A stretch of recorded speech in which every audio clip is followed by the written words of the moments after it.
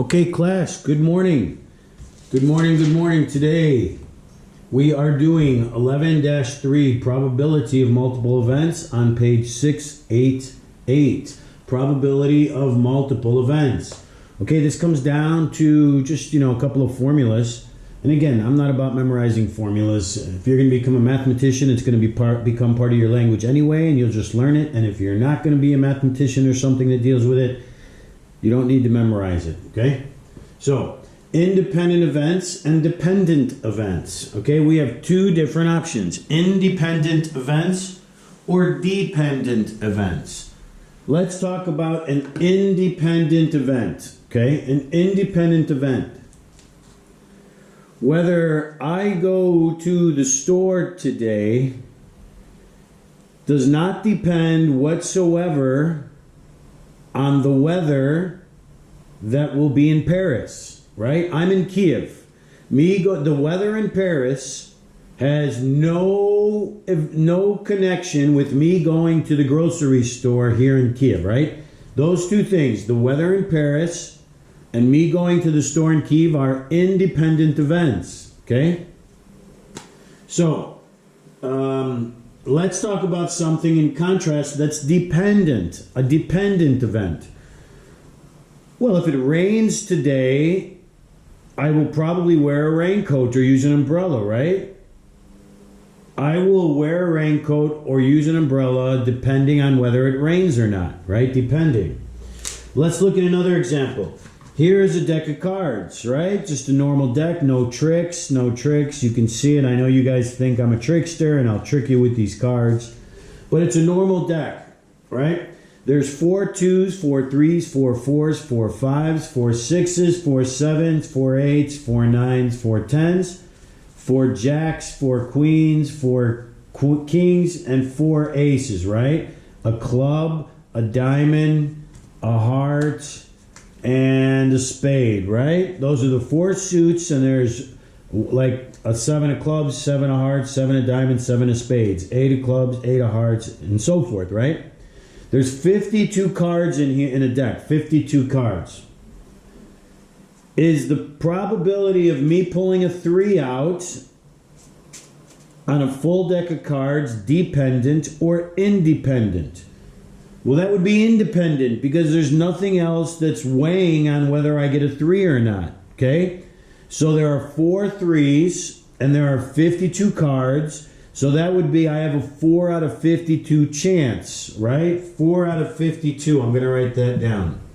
4 out of 52 chance, right? You simplify that and you get a smaller number, 1 out of 13, okay? Which is a 1 out of 13 chance, which is approximately somewhere around 0.07, okay, or 7%, right? Or 7% chance. So that's what it comes down to. If I did this quick math correctly, hopefully I did. Now, let's just stick with this 4 out of 52. Well, let's say I pulled a 3 out, right? Here's a 3 and I'm setting it down. And now how many cards do I have? I don't have 52 cards. Now I've only got 51 cards. How many 3s do I have in the deck? Well, now I only have 3 3s because one of them is here, okay? So now I've only got a 3 in 51 chance of getting pulling another 3 out, okay?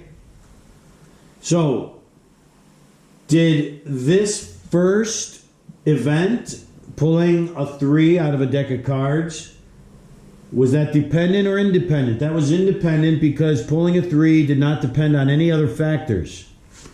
But this one, 3 out of 51, this probability is different than this probability. Only by a little, but it's still different. Okay?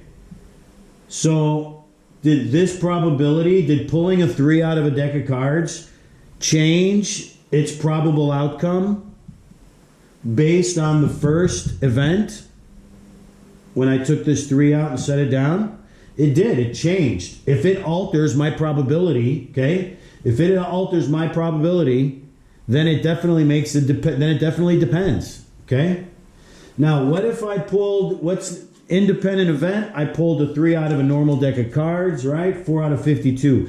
Now, what if I put that card, that 3, back in the deck? Okay. If I put it back in the deck and I want to do it again, what is the probability of me pulling a 3? Is it 4 out of 52 or is it 3 out of 51? Well, since I put it back in the deck, now it's back to 4 out of 52. And that would be independent. Okay, so that would be gone. That wouldn't exist. So things that we have to remember in terms of independent or dependent would be replacement. Was it replaced? If it's replaced, it's independent. Or if it was not replaced.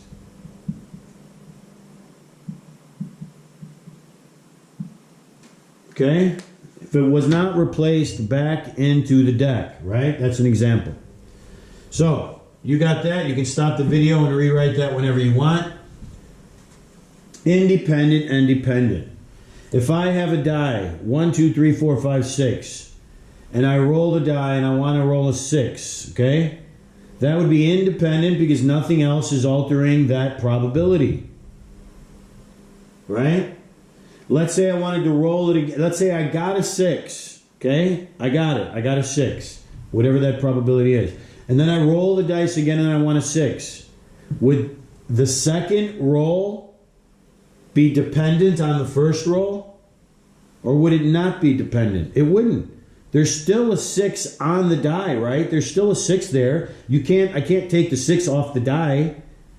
So that would be independent. Each roll is independent. Flipping a coin, if I flip it once, twice, 3 times, those are all independent events because I'm not taking something away. Okay? Mutually exclusive events. So we talked about independent, we talked about dependent, we talked about replacement and not replacement. Mutually exclusive. Mutually exclusive are events that cannot occur at the same time. It's impossible. Okay? It's not possible. A mutually exclusive event would be I am flying from Paris to Kiev and I'm going to drive from Paris to Kiev in the same trip. What's the probability of me doing both of those at the same time? It's impossible. Okay, I cannot fly to Kiev and drive to Kiev at the same time. That is not possible. That is mutually exclusive. The probability of a mutually exclusive event is always 0. Impossible. Okay? Is the possibility of me wearing a blue shirt and flying to Kiev, is that possible? Of course it is. I can wear a blue shirt and get on a plane, right? So that is not mutually exclusive, okay? Mutually exclusive are 2 events that cannot happen at the same time. It's impossible, okay? So, the formula for an independent event, right? Is the probability of A and the probability of B. Okay? A means multiply. And means multiply. So the probability of A and B happening is the probability of A times the probability of B. What's the probability of me getting a question right on a multiple choice of A, B, C, D? The probability of me getting it right the first time would be a 1 in 4 chance, right? If there's 4 potential answers, I got 1 in 4 chance of getting it right. Now question 2. Let's say that's probability 2. What's the probability that I get 2 right? Well, that would be 1/4 on its own as well. But what's the probability of me getting the A event, the first answer correct, and the probability of me getting the second event correct? That's 1/4. The probability of me getting A and B correct at the same time would be 1/4 times 1/4, which is 1/16. Okay? Those would be independent events, because whether I get the first multiple choice question right or wrong has no bearing, well, not in terms of answering, right? Because if the first one's A, the second one can be A also, right? In terms of A, B, C, D. So that's how this works, okay? Dependent events, one depends on the other. Okay, I cannot get to work unless the bus transportation is working, because I don't have any friends and nobody can give me a ride, and I don't have any family and nobody can give me a ride. I'm just all by myself and I need public transportation. Okay, that would be a dependent event. Mutually exclusive, two things that can never happen at the same time. So problem number one says classifying events as independent or dependent. Well, are the outcomes, I'm looking at problem 1A, are the outcomes of each trial dependent or independent events? Each trial. Okay, the first one, example problem 1A, roll a number cube. The spin a spinner. If I roll a cube and then there's a spinner, right? Here's a spinner of chance, right? And it spins around. Does me making a certain number on the die, is that going to affect whatever the spinner is going to stop on? No. They have no effect on each other. They are not dependent of each other. They are independent events, right? The rolling of the die of getting a 5 or getting a 6 or getting a 1 or whatever number you want, getting of a certain number of rolling a die has no effect or dependency on where the spinner is going to stop. Okay, problem 1B. Pick one flashcard, then another from a stack of 30 flashcards. Well, again, did they say pull a card and put it back, or did they not? Picking the first card affects the possibility outcomes of picking the second card. That means they didn't put it back. If picking the second card, if that probability changes from picking the first card, that means you didn't put the card back, okay? That means it was not replaced. So those events are dependent, right? So that's got it one you can do yourself. Problem number 2. Finding the probability of independent events. Okay? The question for problem 2 on page 689 says finding the probability of independent events. A picnic. At a picnic there are 10 diet drinks. Okay? 10 diet drinks. 10 diet drinks. And 5 regular drinks. Okay? 10 plus 5 is 15. 10 diet drinks and 5 regular drinks is 15 drinks. There are 10 diet out of a total of 15 drinks. There are 10 diet drinks out of a total of 15 total drinks. Okay? There are also 8 bags of fat-free chips and 12 bags of regular chips. 8 bags of fat-free chips, but there are 20 total chips. 8 bags of fat-free and 12 bags that must be sugary or salty. So that's a total of 20. 8 fat-free out of a total of 20 chips. So is me picking a drink, whether it's fat-free or not, or diet or not, going to depend on whether I randomly pick from this box over here of chips, if I pick a fat-free chip or if I pick a regular chip? No, they have no bearing on each other, right? They're independent events, independent. So the probability of A, me picking a diet drink, right? The event A is picking a diet drink. Event B is picking a fat-free potato chip.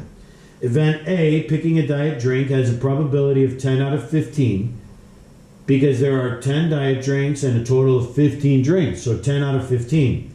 Event B, picking a fat-free chips, that has a probability of 8 over 20. Why? Because there are 8 fat-free chips out of a total of 20 different assorted kinds of chips.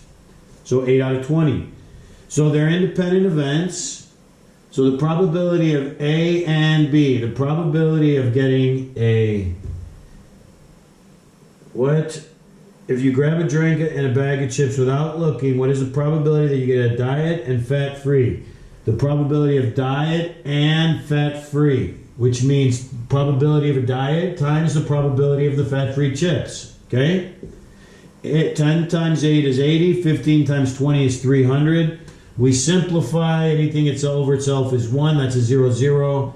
8 over 30 simplifies to, what's the GCF here? Would be 2. So there are 4 there and 15 there So 4 over 15 is the probability, and you can turn that into a decimal if you want. And that's what they have, and the decimal is 0.267 or 26%, right? This fraction equals 0.267, which in a percent, move the decimal twice, is 26.7%. Okay? Problem number 3.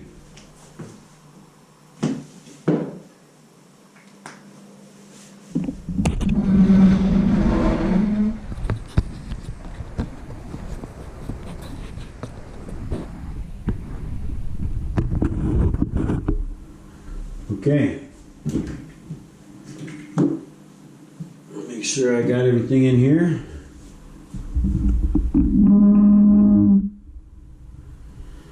Yes.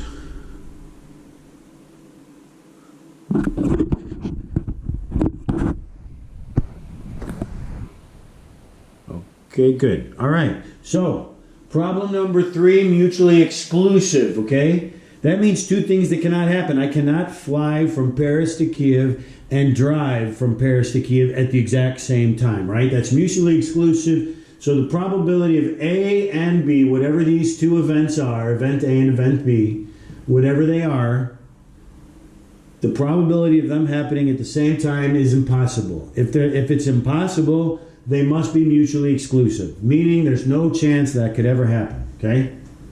So, problem 3, you roll a standard number cube. Are the events mutually exclusive? Explain. Problem 3A, example. Rolling a 2 and a 3, okay? Is it possible for event A to be rolling a 2? Event B is rolling a 3. Is it possible for me to roll a 2 and roll a 3 at the exact same time? Can I roll one die and it'll land on a 2 and a 3 at the same time? That's not possible. 0% possibility that's not possible. So that means those must be mutually exclusive. Rolling an even number and a multiple of 3. Is it possible for me to roll a die? Event A would, in this case, would be an even number. Definition of an even number, 2n. Okay? That's the